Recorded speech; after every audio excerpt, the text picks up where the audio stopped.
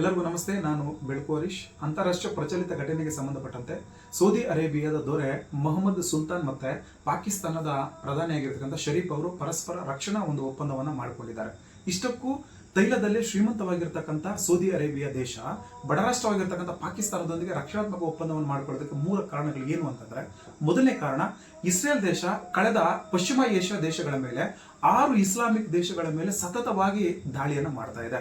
ಅಷ್ಟೇ ಅಲ್ಲದೆ ದಿನಮಾನಗಳಲ್ಲಿ ಸೌದಿ ಮೇಲೆ ಸಹ ದಾಳಿಯನ್ನು ಮಾಡಬಹುದು ಎಂಬುವ ಭಯ ಸೌದಿ ಅರೇಬಿಯಾ ದೇಶದ ದೊರೆಗೆ ಒಂದು ಭಯ ಇದೆ.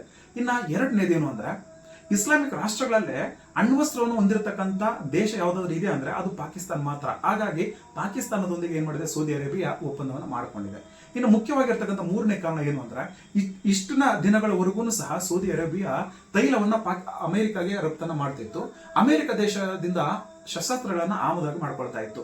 ಮತ್ತೆ ಈ ಒಂದು ಅಮೆರಿಕ ದೇಶ ಯಾವುದೇ ಸಂದರ್ಭದಲ್ಲೂ ಸೌದಿ ಅರೇಬಿಯಾಗೆ ರಕ್ಷಣೆಗೆ ಬರ್ತಾ ಇತ್ತು ಅನ್ನುವಂಥ ನಂಬಿಕೆ ಇತ್ತು. ಆದರೆ ಇತ್ತೀಚಿನ ದಿನಮಾನಗಳಲ್ಲಿ ಬೆಳವಣಿಗೆಗಳ ಪ್ರಕಾರ ಅಮೆರಿಕ ತನ್ನ ರಕ್ಷಣೆಗೆ ಬರೋದಿಲ್ಲ ಅನ್ನುವಂಥ ಒಂದು ನಂಬಿಕೆಯೂ ಸಹ ಯಾರಿಗೆ, ಸೌದಿ ಅರೇಬಿಯಾಗೆ ಬಂದಿದೆ. ಹಾಗಾಗಿ ಈ ಒಂದು ಸೌದಿ ಅರೇಬಿಯಾ ಪಾಕಿಸ್ತಾನದೊಂದಿಗೆ ಒಪ್ಪಂದವನ್ನು ಮಾಡಿಕೊಂಡಿದೆ.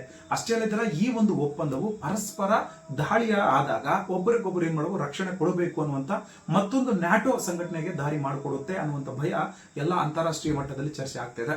ಈ ಒಂದು ಒಪ್ಪಂದವು ಭಾರತದ ಮೇಲೆ ಮತ್ತು ಭಾರತದ ವಿದೇಶಾಂಗ ನೀತಿಯ ಮೇಲೆ ಯಾವೆಲ್ಲ ರೀತಿ ಪರಿಣಾಮ ಬೀರುತ್ತೆ ಅನ್ನೋದ್ರ ಬಗ್ಗೆ ನಾನು ಒಂದಷ್ಟು ಮಾಹಿತಿಯನ್ನ ಮುಂದಿನ ವಿಡಿಯೋದಲ್ಲಿ ನಿಮಗೆ ತಿಳಿಸ್ಕೊಡ್ತೀನಿ.